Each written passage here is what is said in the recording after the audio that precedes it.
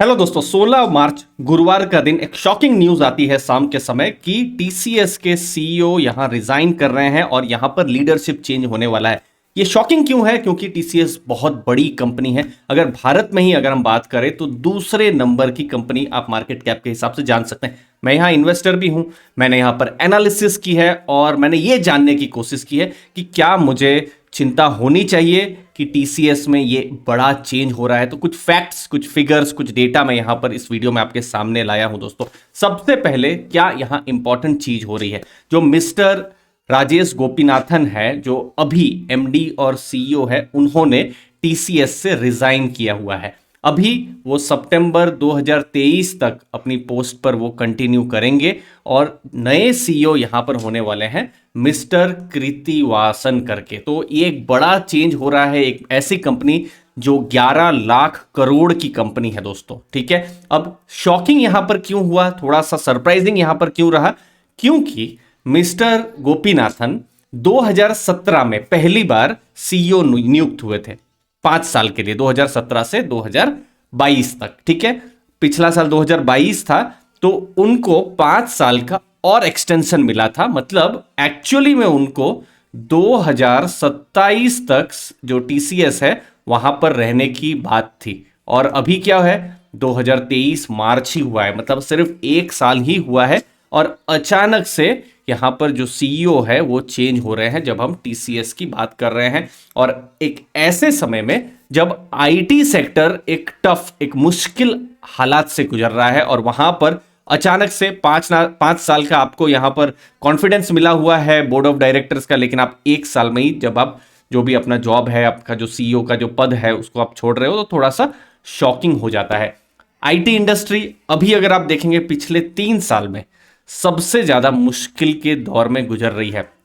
In fact जो US में भी जो बैंक्स हैं जो गिर रही है, जैसे जैसे सिलिकॉन वैली बैंक है और दूसरी जो रीजनल बैंक्स है, वहां पर भी इंफोसिस और टीसीएस का कुछ एक्सपोजर है। अब वहां पर किस हिसाब से इनको इम्पैक्ट पड़ेगा वो हमको अभी भी नहीं मालूम है। उसके इम्पैक्ट को लेकर भी थोड़े से डाउट्स हो रहे हैं और ऐसे माहौल में अगर कोई सीईओ रिजाइन करते हैं तो थोड़ा सा शॉकिंग हो जाता है। 2021-2022 एक बहुत ही डिफिकल्ट टाइम था आईटी कंपनी के लिए। उन्होंने बहुत ग्रोथ किया था, कब? 2020 में, और 2021 के थोड़े समय पर किया था। फिर 2021 के एंड से जो है ग्रोथ पर प्रेशर आना शुरू हो गए, इन्फ्लेशन बढ़ गए, उनके जो मार्जिन्स हैं वो प्रेशर में आ गए। अगर आप आईटी सेक्टर को अगर आप देखते हैं या फिर किसी एम्प्लॉय को अगर आप जानते हैं अगर आसपास में, तो आपने जरूर सुना होगा उनके पास से कि देखो 60%, 80%, 100% की सैलरी हाइक हो रही है। कब? ये 2021 की मैं बात कर रहा हूं। अभी 2023 में अब हम सुन रहे हैं कि यहां पर रिट्रेंचमेंट हो रहा है, स्टाफ लोग को निकाला जा रहा है। इंडस्ट्री की मैं बात कर रहा हूं, टीसीएस की बात नहीं कर रहा हूं। अभी 2 साल में पूरा जो आईटी इंडस्ट्री है पूरा बदल गई है। बहुत अच्छे टाइम से अच्छे खराब टाइम आ गया है। लेकिन जो बिल्कुल अच्छा टाइम इंप्लॉइज लोग के लिए था 2021, वो कंपनियों के लिए थोड़ा सा टफ टाइम था। क्यों? क्योंकि इंप्लॉइज अगर निकल रहे हैं तो नए इंप्लॉय को भर्ती करो, उनको ट्रेनिंग करो, तो उससे क्या हो रहे थे, उनके एक्सपेंसेस बढ़ जा रहे थे। एक्सपेंसेस जब बढ़ जाएंगे तो क्या होगा, उनके जो मार्जिन्स हैं वो कम हो जाएंगे। तो वो एक बहुत ही टफ टाइम था।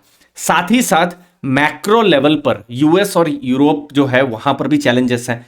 क्या चैलेंजेस हैं वो मैं आपको यहां पर समझाता हूं। देखिए, जब आप टीसीएस की बात करते हैं, ये जो है बिल्कुल लेटेस्ट डेटा मैं लेकर आया हूं Q3 का, लगभग 55% जो बिजनेस है वो यूएस और नॉर्थ अमेरिकन मार्केट से आता है।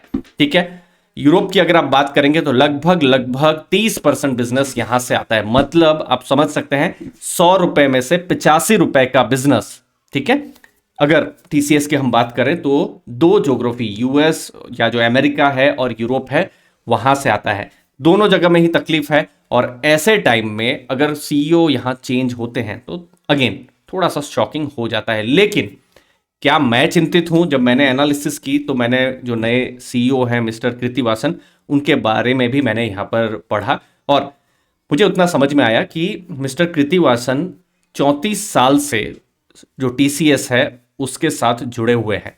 इनफैक्ट जो टीसीएस के बहुत सारे जो वर्टिकल्स हैं उसमें से एक है बैंकिंग एंड फाइनेंस का वर्टिकल, उसके वो हेड है।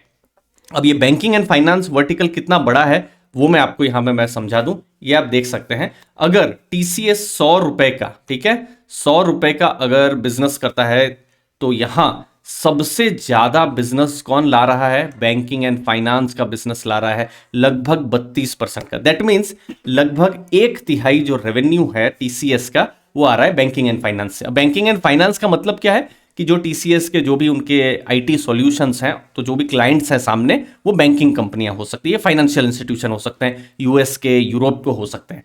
34 साल से मिस्टर कृतिवासन जुड़े हुए हैं, सबसे बड़ा जो वर्टिकल है उसको देख रहे हैं। तो मैंने जब पढ़ना शुरू किया तो मेरी जो शंकाएं थी, जो मुझे चिंताएं थी, वो कम होना शुरू हुई थी, क्योंकि उन्होंने अपने इतने बड़े समय पर उन्होंने डिलीवरी है, सेल्स है, इन सब रोल्स को टीसीएस में निभाया हुआ है।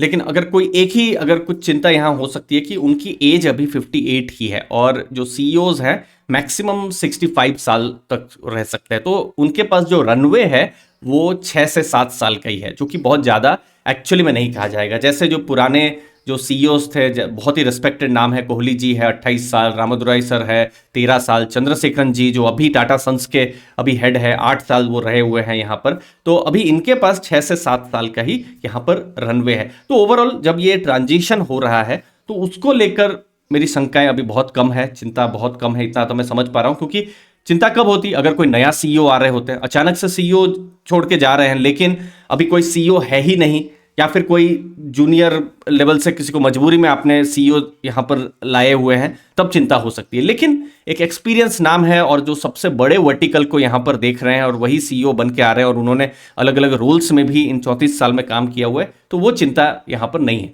अब एज ए शेयर होल्डर यहां पर क्या इंपॉर्टेंट चीजें मैं बिल्कुल देखने वाला हूं, क्योंकि टीसीएस के जो रिजल्ट्स हैं वो अभी अप्रैल में ही, पहले जो एक्सपेक्टेड है 15-20 दिनों में आ जाएंगे। तो सबसे इंपॉर्टेंट है Q3 का, अगर आप जो लेटेस्ट नंबर देखेंगे, उन्होंने 10,846 करोड़ का उन्होंने प्रॉफिट किया हुआ था। इस बार देखेंगे कैसा प्रॉफिट हो रहा है, पूरे साल का प्रॉफिट देखेंगे, 2022 और 2023 फाइनेंशियल ईयर कैसा प्रॉफिट बढ़ रहा है, घट रहा है, वो देखा जाएगा। रेवेन्यूज कैसा है, अभी 58,000 Q3 का रेवेन्यू है, पिछले साल Q4 और इस बार Q4 का रेवेन्यू को भी हम कंपेयर करेंगे, वो ज्यादा। अब एज ए शेयर होल्डर जो नॉर्मल जो चिंताएं हैं वही है कि रेवेन्यू बढ़ना चाहिए, प्रॉफिट बढ़ना चाहिए, मार्जिन्स ठीक ठाक बढ़ने चाहिए, क्योंकि जो मार्जिन्स था, जो मैंने आपको बताया 2021 और 2022 में, वो जो मार्जिन्स थे बहुत ज्यादा प्रेशर में आ गए थे, क्योंकि इंप्लॉइज जॉब छोड़ रहे थे। तो अब मार्जिन्स जो है, ऑपरेटिंग मार्जिन ऐसे आप देख सकते हैं 24.5% हो गया है, जो कि बिल्कुल गिरकर 23% हो गया था। एट्रिशन बहुत ज्यादा हो गया था, एट्रिशन जितना कम हो वो एक पॉजिटिव हो सकता है, क्योंकि अब मैं इतना मानता हूं कि शेयर प्राइस पर बहुत सारे इन्वेस्टर जब ध्यान देते हैं तो मैं वहां ध्यान नहीं देता हूं। इंपॉर्टेंट है बिजनेस ग्रो करना चाहिए, प्रॉफिट ग्रोथ करना चाहिए, क्योंकि ये दोनों अगर ग्रोथ होता रहेगा तो शेयर प्राइस कहीं ना कहीं वो उसके साथ डायरेक्टली उसके साथ जुड़ा ही हुआ है। कंपनी लॉस कर रही है, मार्जिन खो रही है, तो वो फिर स्टॉक मार्केट भी उसको फॉलो करती है, ठीक है। लेकिन यहां पर मार्जिन्स, प्रॉफिट और देश की जो दूसरी सबसे बड़ी कंपनी है, तो ये सब चीजें पॉजिटिव है। टाटा का इतना बड़ा नाम जुड़ा हुआ है, तो और एक स्मूथ ट्रांजिशन ऐसा लग रहा है कि वो होगा, तो वो चिंता नहीं है। चिंता है सिर्फ कि जो ग्रोथ कर रही है, ग्रोथ अच्छे से करती रहे, नेट मार्जिन अपने बढ़ाते रहे, अपने ऑपरेटिंग मार्जिन जिस हिसाब से बढ़ रहा है 23 से 24.5% हो गया है, वो बढ़ता रहे। और देखिए शेयर होल्डर है तो डिविडेंड भी मिलता रहता है। अभी बहुत रिसेंट में 67 रुपीज़ का स्पेशल डिविडेंड आया था, और 8 रुपये का इंटरिम डिविडेंड, 75 रुपये का डिविडेंड अभी जनवरी के महीने में ही आया हुआ था, जो कि अच्छा डिविडेंड है। बीच बीच में डिविडेंड भी आता रहता है, तो ये एक अच्छी चीज़ जब हम एनालिसिस करते हैं तो वो होती है।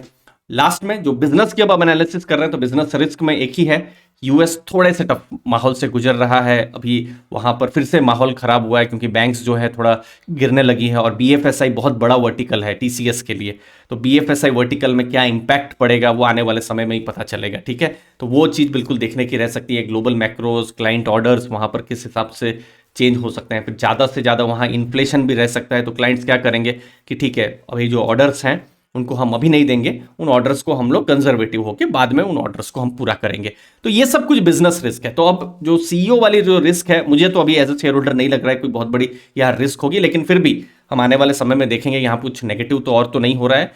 लेकिन जो चीज़ बिल्कुल जो रिस्क है वो है बीएफएसआई का जो खुद का जो बिजनेस है, और टीसीएस का आईटी का बिजनेस, जहां पर जो मैनेजमेंट कमेंट्री है वो बहुत इंपॉर्टेंट रहेंगी जब भी अप्रैल में रिजल्ट्स आएंगे, क्योंकि वो फिर अगले फाइनेंशियल ईयर जो फाइनेंशियल ईयर 24 है उसके लिए वो कमेंट्री देंगे। तो तब हमको पता चलेगा कि क्या इम्पैक्ट हो सकता है, कम इम्पैक्ट, ज़्यादा इम्पैक्ट, तब हमको एक्चुअली में पता चलेगा। मुझे उम्मीद है आपको वैल्यू मिली होगी, आप आपके समय के लिए बहुत बहुत धन्यवाद। थैंक यू दोस्तों। पेनी स्टॉक्स, खराब स्टॉक्स में बहुत इन्वेस्टमेंट हुआ। 2020-21 में जबरदस्त बुलरन चल रहा था और इन्वेस्टर्स ने फोमो में आके ऐसे बहुत सारे गलत स्टॉक्स में इन्वेस्ट किया। सबसे बड़ी अगर कोई प्रॉब्लम थी तो वो था सही इन्वेस्टमेंट का डायरेक्शन होना दोस्तों। और मेरा ऐसा पर्सनली मानना है कि हर रिटेल इन्वेस्टर्स बहुत पैसा कमा सकता है अपने लिए और अपने परिवार के लिए, भविष्य के लिए। इसके लिए जरूरत है एक सही डायरेक्शन की, जहां पर मैं आपको लॉन्ग टर्म डायरेक्शन और स्टॉक सिलेक्शन के बारे में